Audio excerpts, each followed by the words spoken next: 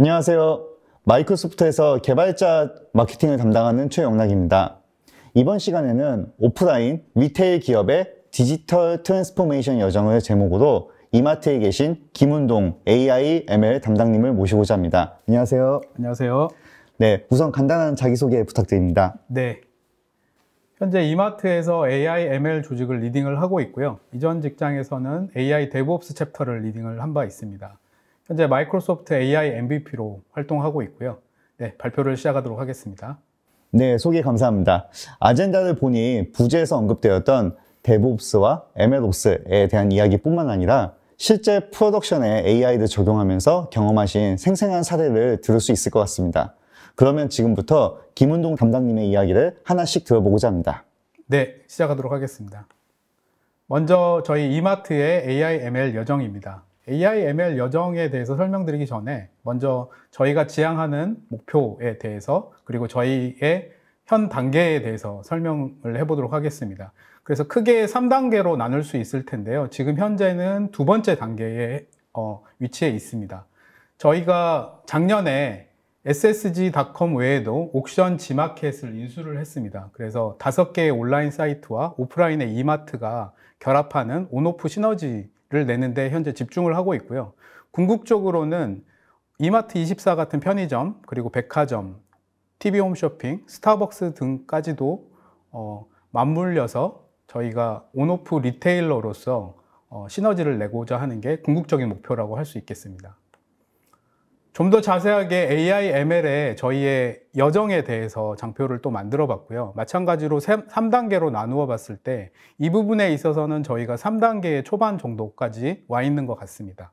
구체적으로는 1단계를 배치 인퍼런스 단계, 2단계를 퍼스널라이즈가 가미된 온라인 인퍼런스 단계, 그리고 세 번째를 람다 아키텍처라고 하죠. 리얼타임 온라인 서빙까지 포함한 단계로 나누어 봤고요. 저희가 3단계 초반에 지금 집중을 하고 있고, 두 번째 로우에서 각 단계에서 필요한 어떤 피처들을 정리를 해봤습니다. 그리고 세 번째 로우에서 그 피처를 구현하기 위한 오픈소스들을 나열을 해봤는데요.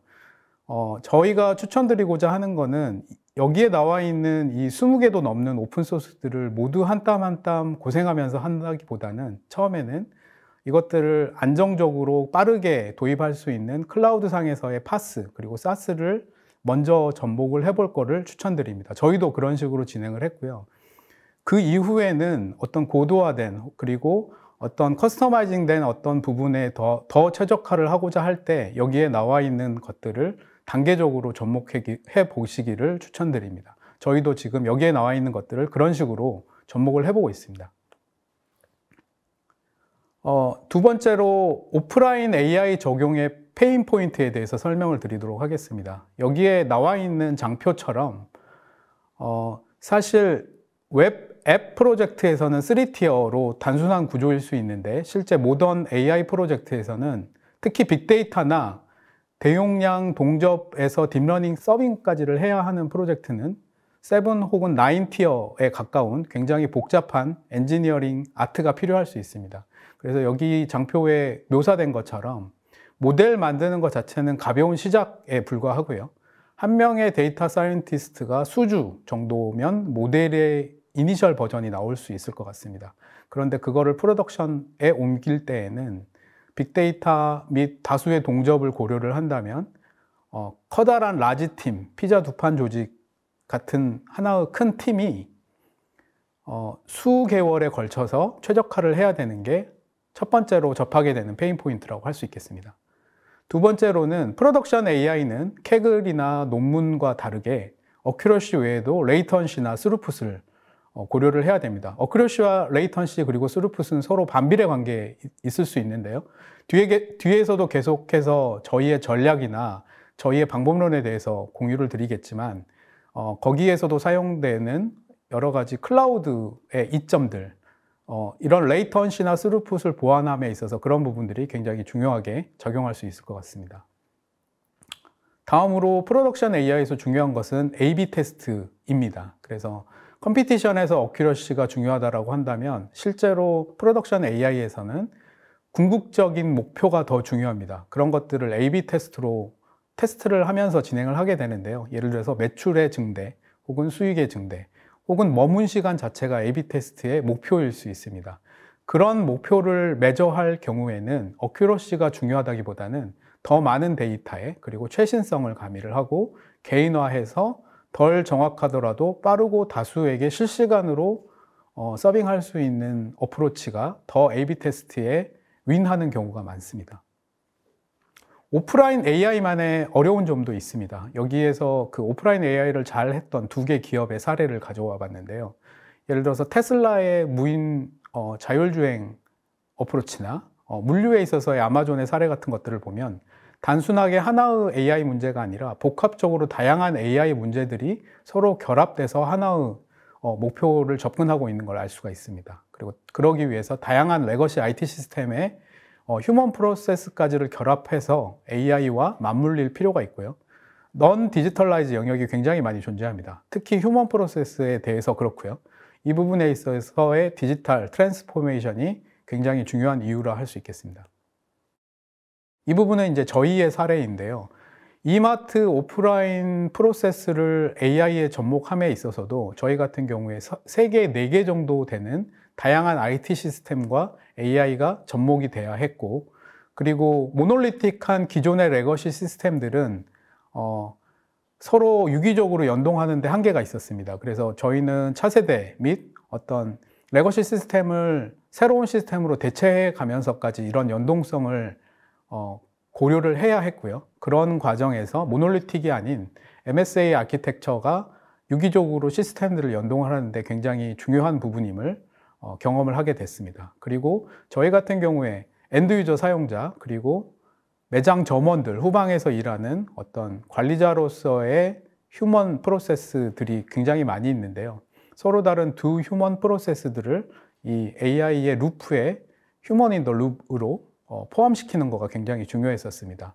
그래서 여기 도식이 되어 있는 것처럼 그 사용자들 혹은 그 매장의 직원분들의 업무를 AI가 대처한다가 아니라 어시스턴트 한다. 그리고 사용자들을 어시스트 하면서 사용자들이 그거에 반응을 하면서 그것들이 다시 트레이닝을 슈퍼바이즈 할 수 있는 그 인입 원순환 구조를 설계를 하는 게 굉장히 중요한 부분이었습니다. 네. 설명을 제가 쭉 들으면서 이제 오프라인 전통적인 어떤 이제 오프라인의 회사가 이제 온라인 회사와 같이 결합이 되면서 점점 발전하면서 AI에서도 이제 오프라인 AI 이 부분을 이마트 회사에 실제 적용하시면서 핵심 페인 포인트를 몇 가지 파악하셨고 그에 따라서 이 데브옵스가 이제 해당 포인트를 페인 포인트를 해결하고자 하는 전략인 것 같습니다. 네네. 저희의 전략으로 그래서 첫 번째로 데브옵스를 들고 와 봤는데요. 앞에서도 잠깐 설명드린 것처럼 반복적으로 그리고 지속적으로 계속해서 이런 것들을 글로벌리 최적화하는 작업들을 끊임없이 반복해야 했습니다. 대다수의 AI 프로젝트들이 마찬가지일 거고요. 그런데 저희가 반복적으로 실험을 할 때마다 고객들한테 지금 여기 보시는 것처럼 시스템 점검 중입니다 라는 안내 메시지를 보이면서 시스템을 내려놓고 새로운 시도를 계속해서 트라이를 해볼 수는 없을 것 같습니다. 이것들을 저희가 지속적으로 자주 반복적으로 모델을 업그레이드 시키고 다양한 티어들을 실험을 하면서 최적화를 해야 되는데 그런 것들을 무중지로 해야 되기 때문에 데브옵스 같은 거가 굉장히 중요한 요소입니다. 그 데브옵스를 할 수 있는 다양한 방법론이 존재하고 다양한 오픈소스도 존재합니다. 그런데 그런 것들을 모두 한 땀 한 땀 구현을 한다면 굉장히 그것 자체가 굉장히 큰 프로젝트가 될 수 있습니다. 그래서 저희 같은 경우는 애저에서 제공하는 애저 데브옵스 사스를 이용을 해서 이런 부분들을 빠르게 이용해 볼 수가 있었고요. AI 프로젝트이기 때문에 데브옵스 외에 MLOps도 굉장히 중요한 요소입니다. 뒤에서 설명드리겠지만 MLOps를 데브옵스와 연계해서 다양한 피처를 데브옵스를 통해서 진행을 하나의 뷰로 진행을 해볼 수가 있었습니다. 그래서 MLOps 부분에 대해서도 조금 더 설명을 드리도록 할 텐데요. MLOps는 파이프라인, 구체적으로는 데이터옵스나 모델옵스, 그리고 서빙 레이어, 그리고 피처 스토어들이 결합된 지속적인 반복적인 옵스가 포함된 영역이라고 할 수 있을 것이고요. 그래서 피처 파이프라인이나 온라인, 오프라인 피처 스토어가 굉장히 중요한 부분입니다. 여기 나와 있는 도식은 어떻게 보면 이런 MLOps를 하기 위한 스탠다드한 아키텍처일 수 있을 텐데요. 저희도 여기에 나와 있는 아키텍처 형태로 계속해서 고도화를 하고 있습니다. 앞에서 설명드린 것처럼 MLOps가 포함된 저희의 파이프라인을 DevOps 툴을 이용을 해서 시각화를 하고 있고 또 휴먼 프로세스를 녹아내고 있습니다. 여기에 보시는 것처럼 FAQ 클래시파이어 모델을 MLOps 함에 있어서 DevOps에서 모니터링이 되게끔 구성을 했었고요. 조금 더 디테일한 페이지를 보고자 한다면 여기 보시는 것처럼 각 스테이트별로 어떤 상태인지를 확인하고 여기 마지막에 작은 글씨이긴 하지만 웨이팅 되고 있는 상태를 확인할 수 있고요. 이거를 클릭을 했을 때 승인자가 승인을 하는 프로세스가 파이프라인의 중간에 들어가게끔 하는 것들에 대한 기능들을 MLOps도 DevOps 툴에서 확인을 해가면서 진행을 하고 있습니다. 네. 일종의 보통은 DevOps 하면은 개발자와 운영자 해서 뭐 CI/CD 이야기가 나오는데 그 부분이 네네. 이제 머신러닝 세계에서도 MLOps에서도 비슷하게 CI/CD도 그렇고 하면서 모델에 대한 부분을 이제 자동화하는 과정으로 이렇게 전환을 하신 거네요. 네, 맞습니다. 그래서 중간중간에 QA 분들이 저 파이프라인에 들어오기도 하고요. 네. 그리고 어떤 비즈니스 로직을 다 잘 알고 계시는 어떤 담당자가 중간중간에 어떤 메이저한 변화가 있을 때 실제로 확인을 한다든지 검수를 한다든지 그런 프로세스도 저 도구를 이용을 해서 하고 있습니다. 네. 오프라인 AI에 대해서 이렇게 DevOps에서 MLOps까지 되게 흥미로운 것 같습니다. 이번엔 쿠버네티스네요. 예. 네네. 처음에 접근을 할 때는 대부분 SaaS 그리고 클라우드에서 제공하는 파스 피처를 이용을 해서 빠르게 접근을 했었고요. 저희가 다양한 프로젝트를 함에 있어서 파스나 SaaS에서 제공하지 않는 기능도 필요로 하는 경우가 있었습니다. 그런 경우에 기존에 구성해 놓은 어떤 오프라인 현업들, QA 분들까지도 포함이 되어 있는 그러한 저희의 DevOps 혹은 MLOps 프로세스에서 점점 예외가 생기게 될 텐데요. 그 예외를 따로 놓는 것 자체가 이제 굉장히 큰 어떤 허들이 될 수가 있기 때문에 그 부분까지도 저희의 만들어 놓은 클라우드 피처에 포함시키고 싶었습니다. 그래서 마지막 레이어로 저희가 선택한 부분은 쿠버네티스입니다. 그래서 쿠버네티스 자체는 오픈소스이지만 클라우드에서 파스 형태로 제공이 되고 있고 저희도 그래서 클라우드에서 제공하는 파스로서의 쿠버네티스 위에서 방금 말씀드린 예외적인 영역, 그래서 오픈소스나 인하우스로 개발하는 어떤 피처에 대해서 매니지드 가능한 쿠버네티스 위에서 구성을 하고 있습니다. 그래서 이거를 통해서 지속적으로 통합과 배포를 DevOps를 통해서 맞물리게끔 했고요. 마이크로 서비스 혹은 코드형 인프라스트럭처 IAC 관리를 쿠버네티스의 원침으로서 앞에서 구성을 했던 클라우드 위에서 SaaS DevOps과 맞물리게끔 구성을 했습니다. 그래서 저희의 전략은 SaaS로 서빙이 힘든 커스텀 모델의 경우에 그리고 경우에 따라서 멀티 클라우드가 필요한 경우 그리고 경우에 따라서 오프라인 레거시 온프레미스 시스템과 하이브리드하게 클라우드를 연동하는 경우에 그것들을 별도 시스템으로 구성한 게 아니라 쿠버네티스가 있기 때문에 쿠버네티스 위에서 멀티 클라우드와 프라이빗 클라우드를 같이 연결하는 형태로 구성을 했고요. 쿠버네티스 오픈소스 진영의 테라폼이라는 것을 이용을 해서 인프라를 코드로 관리하는 것을 통해서 이런 것들을 연결할 수가 있었습니다. 다음으로 조직 구조에 대한 이야기입니다. 저런 앞에서 설명드렸던 DevOps, MLOps, 그리고 쿠버네티스와 같은 모놀리틱이 아닌 그 모놀리틱의 반대편에 있는 아키텍처를 사용하는 순간 조직 구조도 굉장히 중요한 부분인 것 같습니다. 예를 들자면 대기업에서 개발자가 100명, 200명을 넘어서는 순간 굉장히 많은 티어들이 기능 조직으로서 잘게 쪼개져서 수많은 팀들이 존재하게 되는데요. 앞에서 언급드렸던 것처럼 7 내지 9 티어의 무언가를 개발을 한다고 한다면 7개, 9개 팀이 모여서 먼저 R&R을 나누는 작업부터 하게 되죠. 그리고 나서는 굉장히 많은 인터페이스 코딩을 하게 되고 비즈니스 로직 담당자는 실제로는 한 명인데 굉장히 많은 개발자들이 인터페이스 코딩을 하게 되고 운영에 있어서도 그리고 개발 완료에 있어서도 가장 바쁜 팀에 디펜던시가 걸리게 됩니다.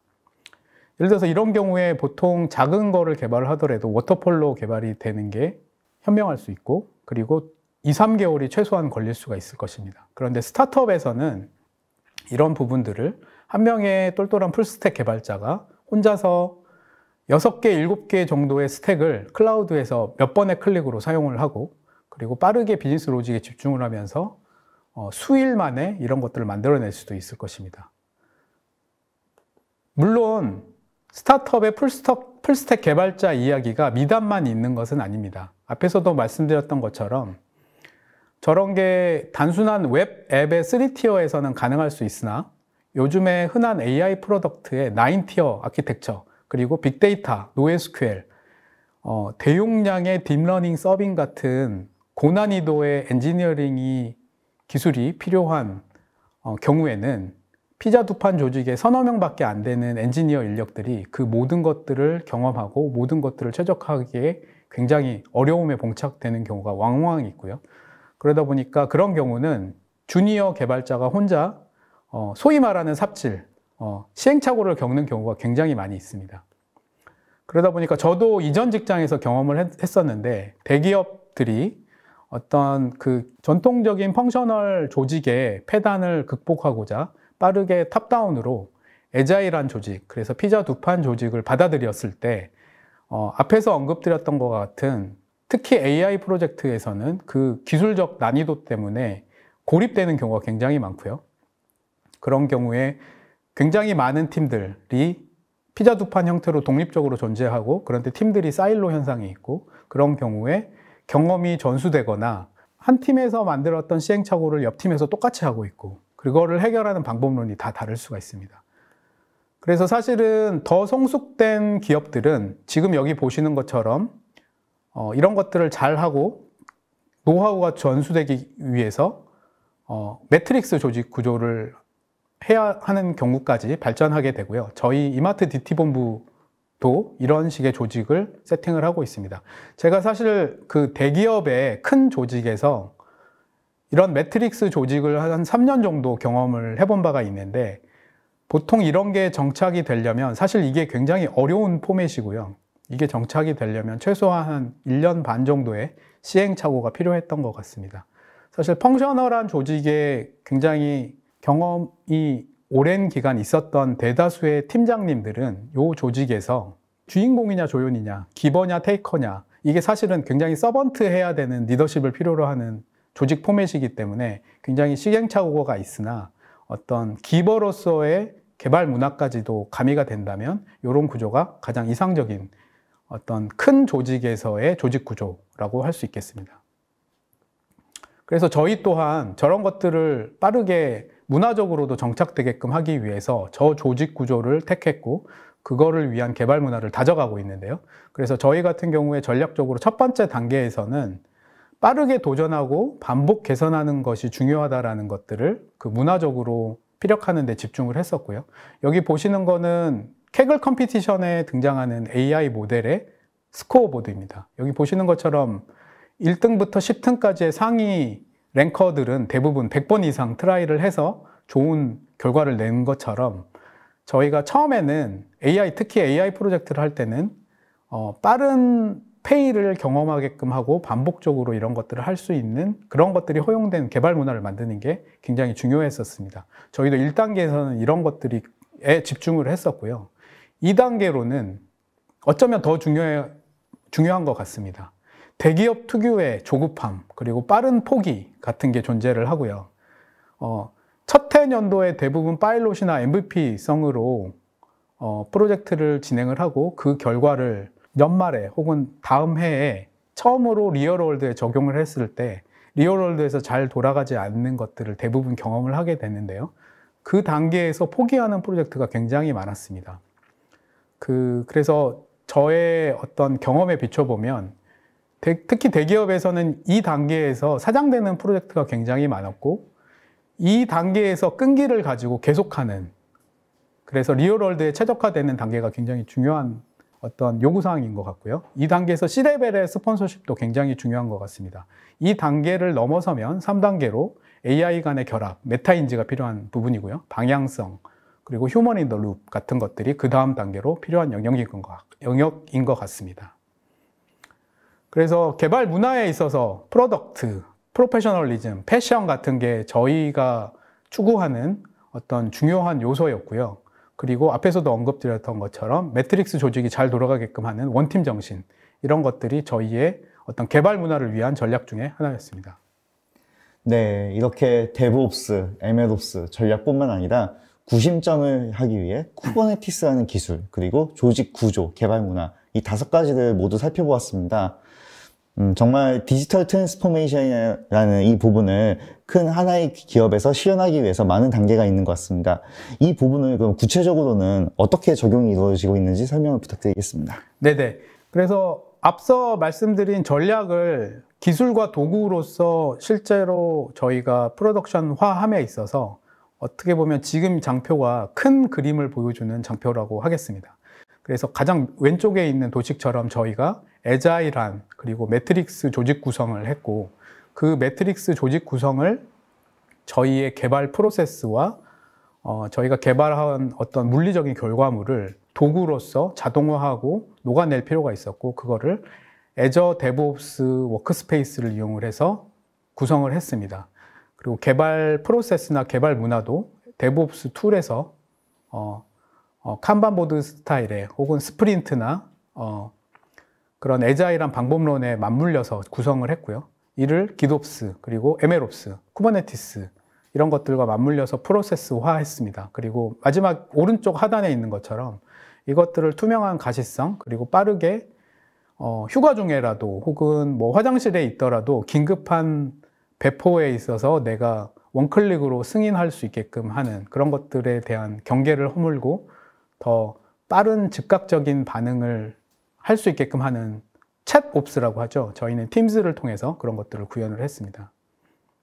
그리고 앞에서도 말씀드렸던 것처럼 AI 프로젝트이기 때문에 그 데브옵스 도구에 MLOps의 파이프라인을 연결을 시켰고요. 여기에 보시는 것처럼 애저에서 제공하는 머신러닝 서비스, 그리고 오른쪽에 있는 것처럼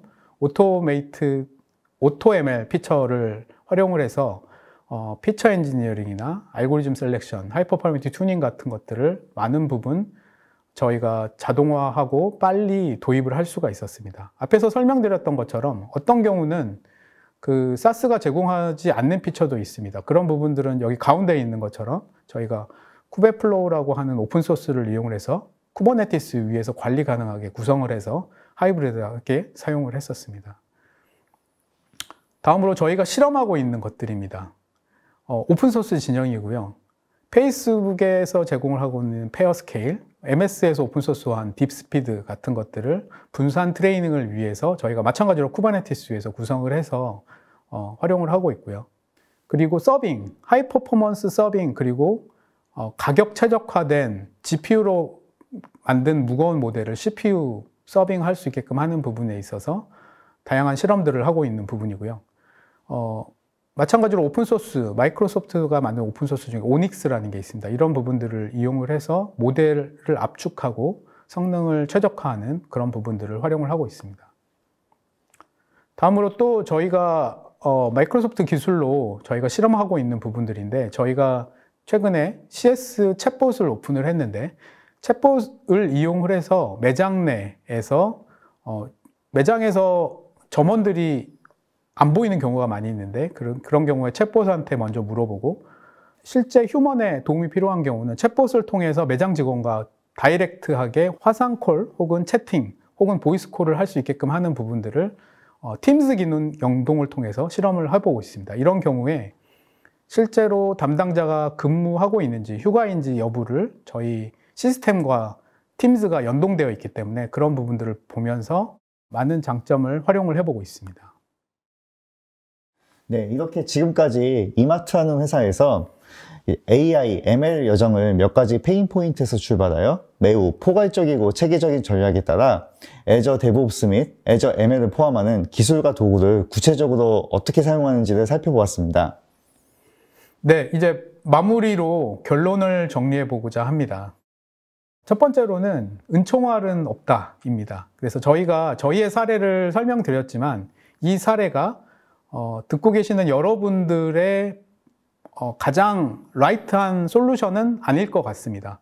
그 목표하는 바, 그리고 어떤 문제인지, 어떤 데이터인지에 따라서 사용하는 도구나 이런 것들은 다 제각각일 것 같고요. 그래서 반복적인 개선을 필요할 거라고 생각이 됩니다. 그래서 문화도, 개발 방법론도, 도구도 이런 것들에 적합화된 것들을 찾아 나가셔야 될 것 같고요. 그럼에도 불구하고 이런 것들을 빨리 할 수 있게끔 클라우드를 이용을 한다면 처음에 굉장히 빠르게 이런 것들을 접근할 수 있으실 거라고 생각이 됩니다.